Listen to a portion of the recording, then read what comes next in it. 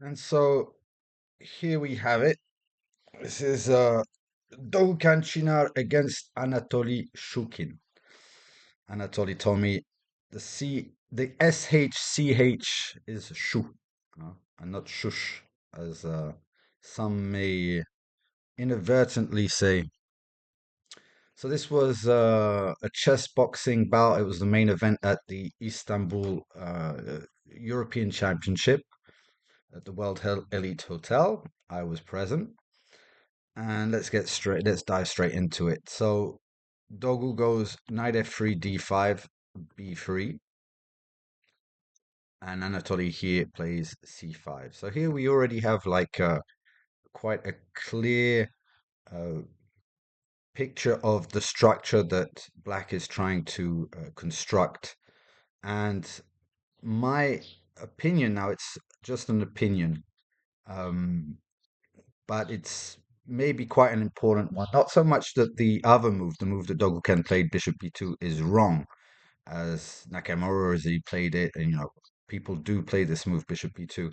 I just think it's just slightly harder to play against Black if he plays here the move f6, right? The move f6 with the intention of grabbing the whole center. This is why when I see this, when I have the address of these two pawns, I immediately go e3. Now, what's the difference? The difference is, let's say at this stage he plays f6. When I'm going to play d4, right? And d4 isn't my main plan in these positions, but on f6 it's justified to go back to it. And if he takes now with the pawn, I can take back with a pawn. And so this e5 isn't possible, and we're just wondering why f6 has been played, since it's just taking away the natural square of the knight. Now, this is still played, it's still playable. It can even be quite tricky. There is more to know than just this, but it's giving you a direction as to what we're aiming for. So Dogan played bishop b2 and Anatoly played knight f6. So we're going back to normal stuff. If e3 would now be played, we could say something like knight c6, bishop b5. I just want to, like, if I play d4, see, just to finish off that last note, and he takes, I can no longer take back with a pawn, right? So I'm going to have to take with a piece, and now he is going to get this strong center. Okay, so that was just a, I hadn't finished quite the entire explanation. So um, here I would suggest just going e3, knight c6, bishop b5, and here we're basically playing a nimzo with reverse pieces. So we're a whole tempo up in the nimzo, and our goal is going to be something like this, and then we're going to play something like f4, castle, and we'll find out what we do with this knight later on, but most probably it's just going to come this and, you know. Anyway, again, there's more to know, but this is not the direction the game took, so it will be for another video. D4 was played immediately. Now, this is absolutely possible. Of course, you might wonder what happens if he takes this E5 is possible, but it's not so sure that he's going to be able to sustain this center the same way as when the pawn was on f6. Here, the pawn on f6 does make a lot of sense. Here, after knight f3, there is a lot of pressure on e5 already. He can't maintain it with knight c6. He'll have to push forward again, and maybe we'll come back. And it's not entirely sure that this, and the initiative that Black has taken in taking so much space might be slightly premature, given that he's a tempo down in the, with Black in the opening. You might not want to overexpand this way. It's not so sure. This structure might actually profit White.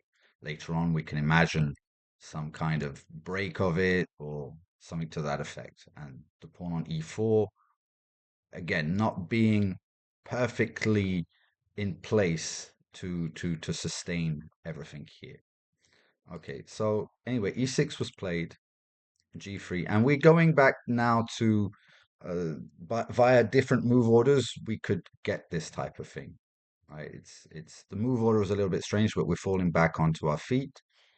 Um, Generally, at this stage, g3 would have been played first, and then d4 would have come. And we see that the difference is now if take well, it would make less sense to play e5, even less sense than before, since he would have done it in two goes and not in one. So generally, we wait for this e6 before d4 is played in these lines. That's what I'm trying to get at, even though I'm not making a great job of it. Knight c6, bishop g2. Okay, so everything here is kind of normal. Well, absolutely normal. And we could say it's a little bit of a, it could go towards some Tarash lines. It can go towards some reverse. What would it be? Not reverse. Maybe some kind of reverse Grunfeld with a fianchetto here, but don't quote me on that. I'm just trying to think, and I can't. I'm not properly woken up yet. So anyway, this is a totally normal position. And Anatoly plays Queen b6. Now, Queen b6 looks like a very natural kind of looking move in this structure here. We would, let's say it would be a French, and we could recognize at least black side to be like very much like the French, although this pawn would be here, right? So it's slightly different. And also the other difference for white is that we've fianchettoed the bishop. So there's no real weakness on b2, and there's no real weakness on d4. So this queen on b6 actually might be a little bit misplaced here. I don't think it's very precise. It's not a mistake, but it's not very precise. And we could just ignore it. We could just go castle here. That would be absolutely fine. Dogukan played e3, which is also fine, although because we fianchettoed, we most probably want to get castled in before opening the front door and the back door, right? Because here, obviously, there could be some draft, right? As we'll see later, the black is going to bring the bishop to this diagonal, although it was a little too late because it's going to take some time because of the queen being placed here. So it's not, we're already in some kind of idiosyncrasy here. It's not, we can no longer really judge it from the general perspective. Bishop e7, castle, castle, and here knight c3. Now, knight c3 looks like a very tempting move in as much as we can imagine a move like knight a4, not winning a pawn, although maybe it actually is, but maybe winning the bishop pair. We could also imagine taking here first, and if he takes with the bishop, knight a4, but he might be able to take with the queen. So yeah, just knight a4, and the queen can't really defend this pawn, so we might actually be winning a pawn with knight a4. Um, Nevertheless, the natural way of developing in this kind of setup, which is now looking, well, it's a mixture. It's not really a Colle Zukertort because in the Colle Zukertort, the bishop's on d3 and not fianchettoed. Just a double fianchetto. And, but yeah, generally speaking, we'll go to d2. Again, not a mistake, but just slightly not within the usual stuff that we see. Anatoly reacts pretty well. He plays queen c7, avoiding this little trap, and Do goes knight e2. Now, more most probably, um, here we could kind of repair the semi mistake of placing the knight here. Um, by playing knight b5. We're going to hit the queen, and when he's going to come back, we're going to get c4 in. Okay, so we're going to create a lot of tension, and we're probably just a slightly bit better placed to be able to do it. Notice the difference in the bishops. So we have this bishop, right? That is, which is, it's a, his equivalent in the other camp is this guy. Okay, so here we're clearly putting tension towards the center, and this bishop is better placed than this one because he still has to find the time to, you know, come to b7. So um, it looks like just a big mess. Probably it's a big mess that white is happy to, you know, to go down that road. 92. Okay, 92. Now 92 actually makes a lot of sense within a certain plan. We'll see what happens here. B6, and Anatoli's idea isn't to go to B7, but to A6 and to make some kind of or make just these central squares a little bit awkward for white. Dogu plays A3. Now A3 is a move which is generally played in the Kolezuka tour, although it's because normally with the bishop on D3, the threat goes something like take, take, and then knight here, hitting the bishop and hitting this square. Generally, it's not the queen here, but a rook on C8. Okay, and so it makes a lot of sense to play A3 in order to stop that threat.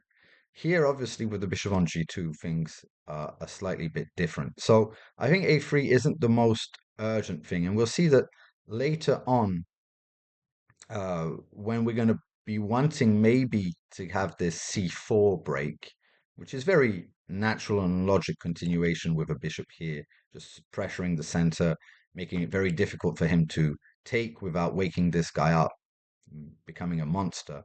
Um, when we're going to do that, there's a possibility that, let's say, if we take back with a piece, the pawn on b3 might be slightly weakened. Now, it might seem far-fetched, but we'll see that this is actually kind of the case. So bishop a6 was played, rook e1, very natural, rook fe8. And at this stage, most probably we should go on with the logic of knight e2. What is this knight e2 move? Well, generally speaking, it's a knight maneuver. It's not to stay there. It's not really to do with the d4 square. It's more to play knight f4 and then maybe knight d3 and put a knight on e5, either this one or that one to be able to back it up with the pawn. And, we just, we've got a square there, which is an interesting outpost. On the definition of an outpost, some people might say this isn't an outpost because it's still possible for black to recuperate this square. According to Dorfman, this is absolutely what an outpost is. It's something where you are here just to provoke this f6 and maybe a weakening here of some squares, and the squares happen to have pawns on them, so all the better. Um, so yeah, I think knight f4 here, things are going to get. I think obviously chess boxing is involved. You have to keep a certain pace and you just have to find moves and you have to be seen to create some problems, create some traps. So bishop f1, just aiming at the bishop, but we're not really sure what we're achieving here. Because if the knight moves afterwards, this trade of bishops, I very much doubt it's going to be in white's favor. So yeah, it's just the bishop is very well placed on g2. So why do this? Why not just immediately play knight f4 and say, I'm playing around you. Either you're going to take me and I get the bishop pair, okay? Either, all of the squares that you're actually, is under your um, control now, d3, e2, f1, I'm just playing around them, right? So even if I get to there and he decides to take at that point, okay, I'm getting something. Otherwise, why are you actually here? So you just question the validity of this bishop a6 move rather than, you must not trust the opponent. So bishop f1, bishop b7 goes back. So I think this is also just Anatoly also just finding moves. There hasn't been a boxing round yet. So this is probably the most nervous round because even though they both have over 100 fights, uh, people still get nerves, especially, after one round of boxing, generally, the adrenaline has kicked in and gone the other way and everything is, this there's some chemistry there which is actually kind of relaxing, and you're more able to actually delve into some of the problems. Here, you just kind of want to play some move. If you know that the move is correct, you're just going to play it. So D takes C5, B takes C5. And again, I think here it's just a question of not wanting to think too long about because I know Dogukan and I know that he's not going to play this in a normal game. He'll think about it a little bit more, but just not wanting to fall behind on the clock, on the first round. And so he plays Bishop C3, and after Rook B8, he just comes back to B2. So yeah, that definitely looks strange. Um, he's just giving Anatoli two tempi for nothing. And things can start to get a little bit dangerous because we see with the bishop on f1, this knight isn't defended. We can easily imagine stuff like d4 at some point, and this bishop now becoming alive. So whatever small advantage white had in the opening, it's probably reversed, and now black has that same kind of small advantage. Now it's on his side. And after bishop c8, which is a bit of a strange move, it might seem, but I think he wants to, in an attempt to justify it, he wants to get some benefit out of his this last move, rook b8. He's aiming at the bishop and he's trying to get something out of it, as we'll see. So, end of the first round, the bell goes now. They have uh, quite an exciting boxing round. You can check it out on YouTube. Um, So yeah, big fight. Lots of Russia and Turkey being shouted. Well, I think actually they dropped the Turkey for Dogukan chants. So, but yeah, they come back to the board. Dogukan immediately dashes out with Bishop G2, so repairing that mistake. And true enough, this C4 that Anatoly is going to play is kind of harmless. I'd say black is still fine, but it's definitely not the main way to go. Here, basically, now this is always kind of it's supposed to be a difficult call because timing here is very important. Because this type of advancement, this taking space, you always have to beware because overextension can easily backfire. But in this particular case, yeah, E5 getting like this big center, he is able here to manage it and probably step further again with d4, just consolidating. So he has a good way of consolidating and kind of killing off this bishop and just saying, well, okay, I might be opening up this bishop later on, but maybe I can even exchange the light square bishops, and you're going to get problems on these light squares. So, yeah, there are games, of course, where if white is placed slightly differently, and he manages to get some kind of counter. What would be what's the correct term? Well, a liberating move or a pawn lever or something like this. And um, if the structure is going to change again, you have to evaluate all these changes in the structure. It's not always, I'm just saying, e5 is the correct move here. Always be a little bit weary of advancing it. Don't imagine that it's always correct. Um, so yeah, here is one of the cases I think where we can see that um, this whole thing with A3, A2, A3. Obviously now everything, well, you can't really play C4 here, maybe for multiple reasons, really, though. Like if you would play C4, the first one being this bishop isn't protected, right? So now we could just take and then probably manage to take on the next move. So that's wrong. But even if we were just to play this, it's even worse because you got even less chance of having a pawn lever, being able to play dynamically against it. So, um, yeah, I can't remember really where I saw this as a weakening, but okay, it doesn't really matter all that much. So C4's played. Um, Here, I would just simply ignore the threat. I would just, I would be very happy just to place my knight on d4. Now you see, for example, that e5 is wrong, right? This is a good example of now it'd just be overextension. Obviously, I would take on c6 and the pawn would be lost. But without that tactic, I'm just saying these e5s, you have to always be careful with them. Dogukan played b4.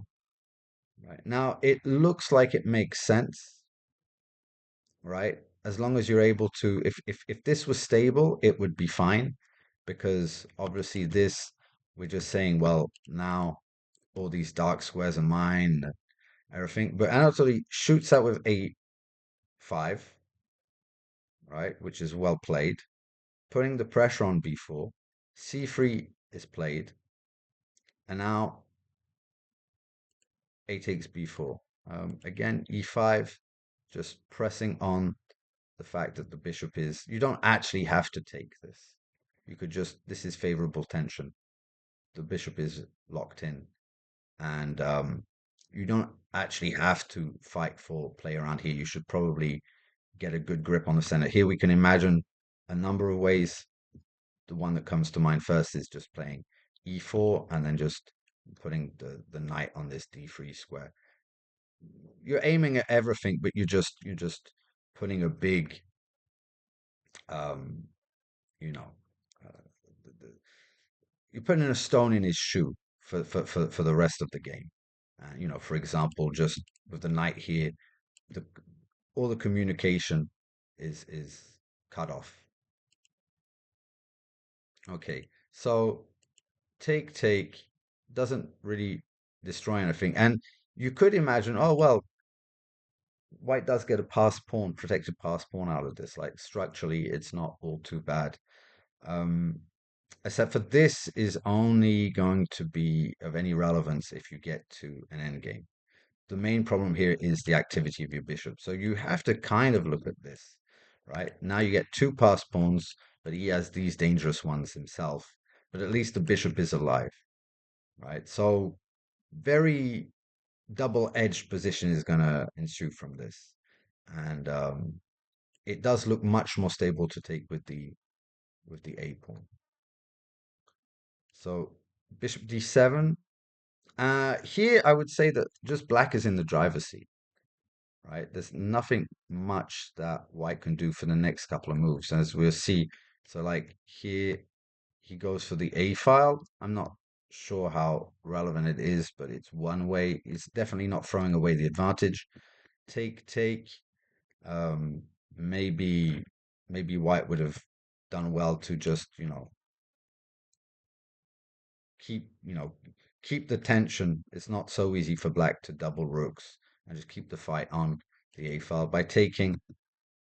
But maybe there's nothing on this a file anyway. Dogukan goes knight b5 and knight d4. So we've seen a few times these kind of time losers. It's just like we're losing time on the board, but we're pressing the clock and we're just basically saying, okay, you think about it, right? Okay, you maybe you have a superior position now, but what are you going to do? Are you going to just lose time and play some random move, or are you actually going to use that advantage and try to capitalize on it? That's going to take time, and that time is pressure, and it also affects the boxing quite a bit because then you feel a sense of urgency when you're starting getting low on the clock.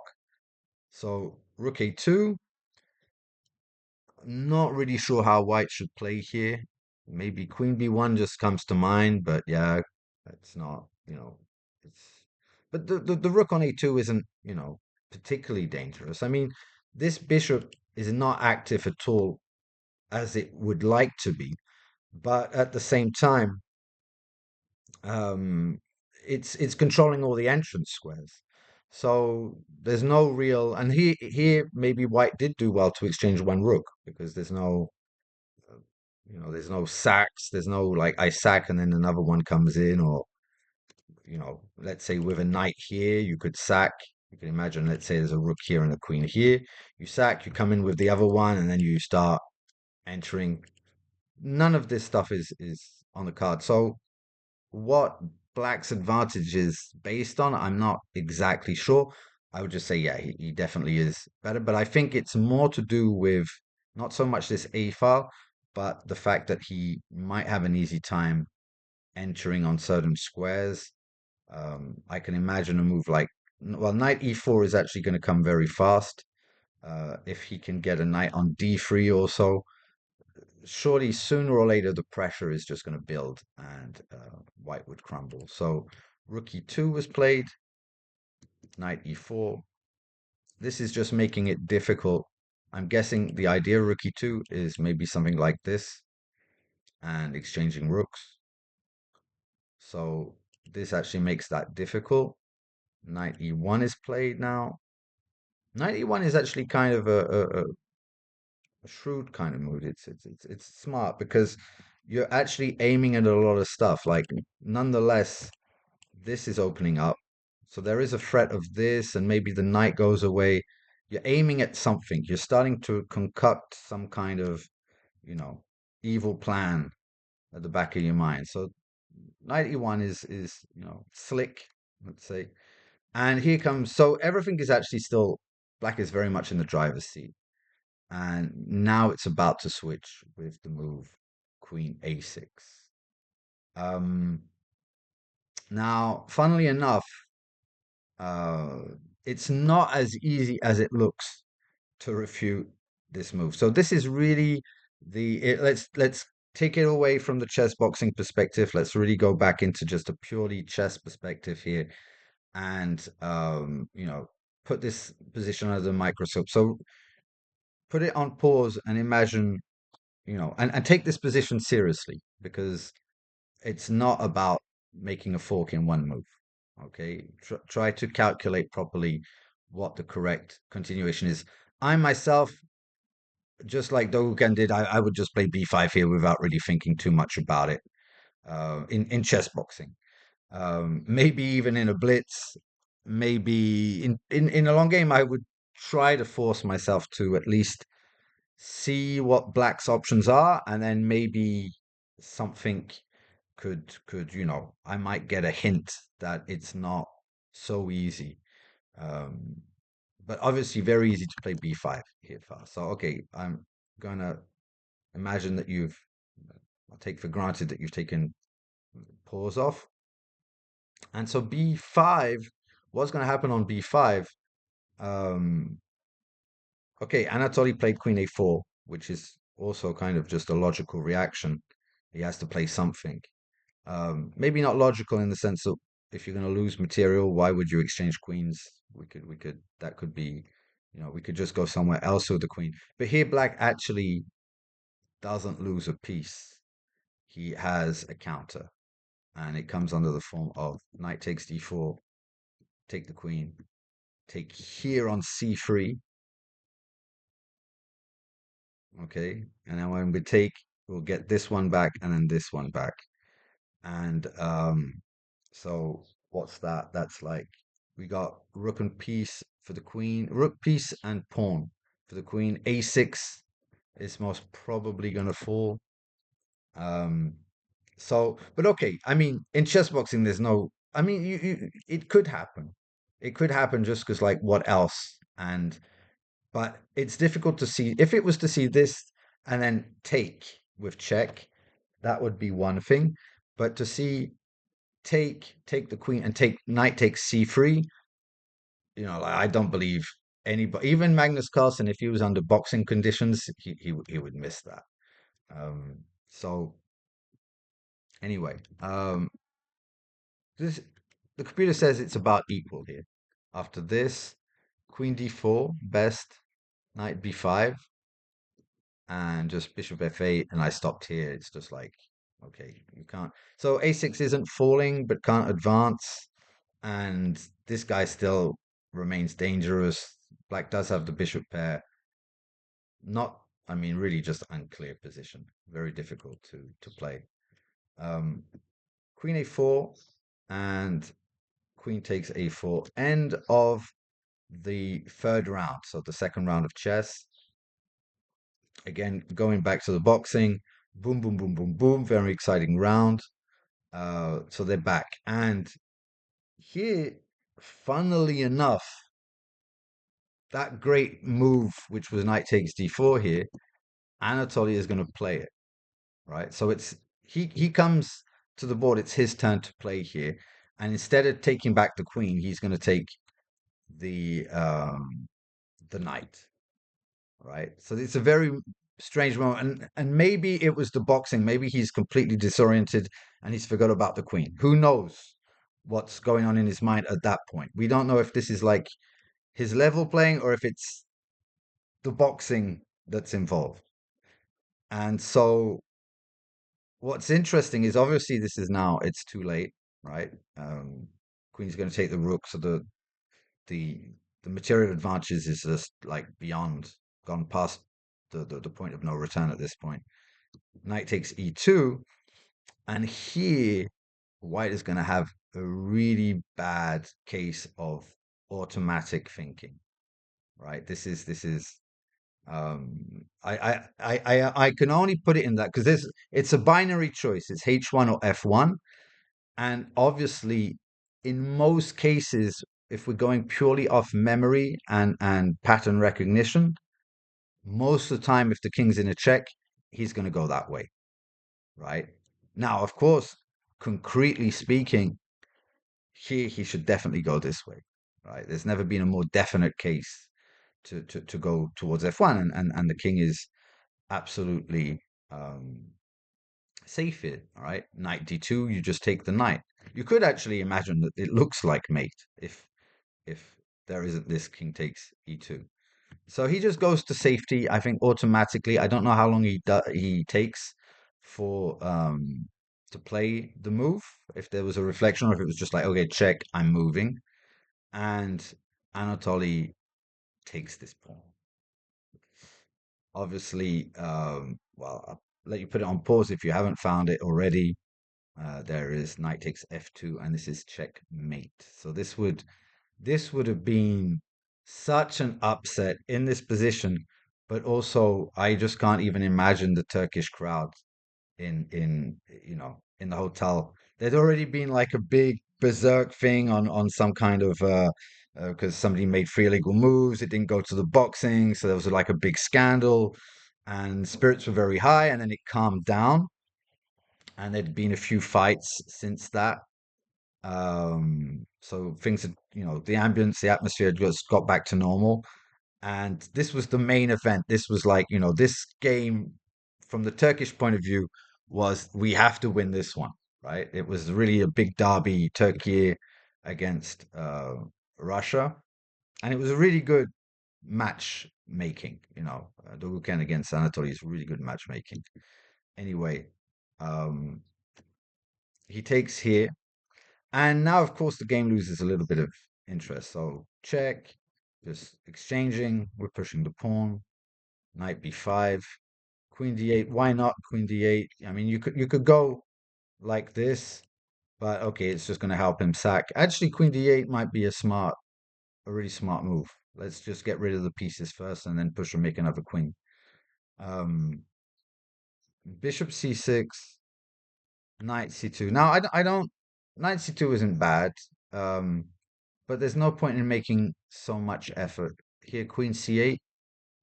Actually, I don't see a way he can defend the bishop. All these squares are taken by the queen, and he can't defend it with the knight either way because of these pawns.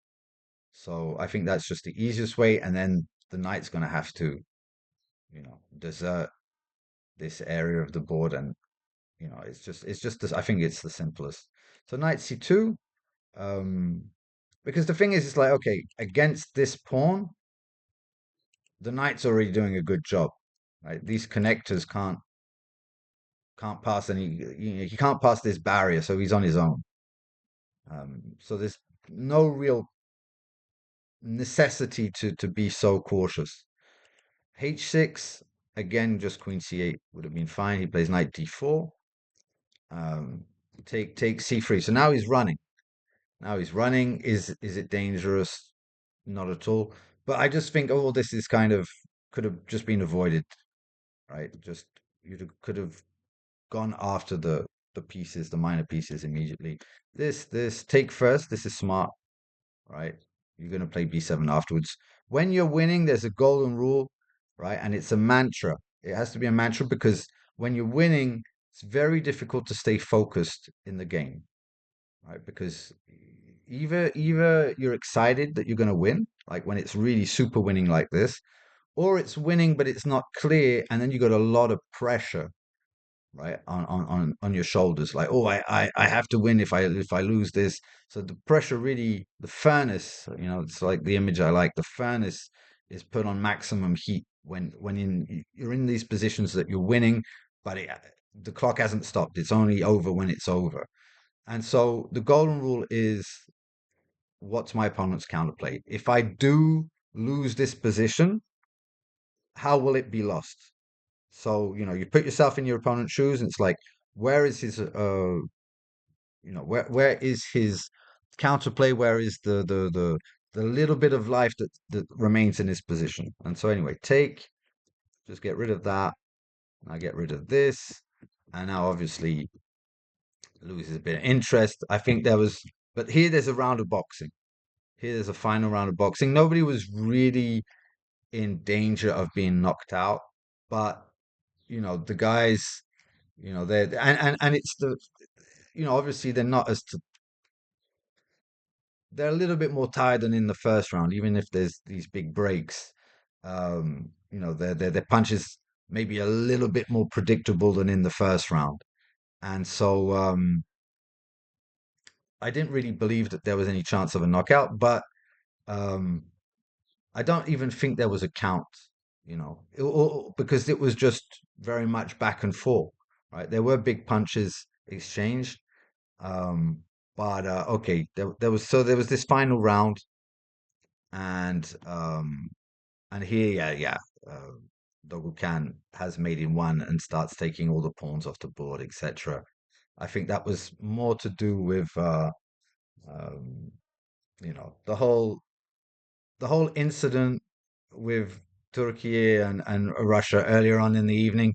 He really wanted to drive the point home that, like, okay, this one was a great win. But yeah, obviously, Queen E, and there was, I think, on time, there was no chance of getting back in the ring, right? Black couldn't really kill time anymore. So anyway, I won't show the rest. There's no point really. Um, yeah, I hope you enjoyed the video. I made it especially for Dogukan. I mean, but I also want to share it with everybody from the chess boxing world. Um, I had a pretty I woke up not too long ago, and it's kind of getting hot here. So um, I wasn't always able to find my words, but I hope that the main messages were instructive, and please like the video, and I'll make some more like this.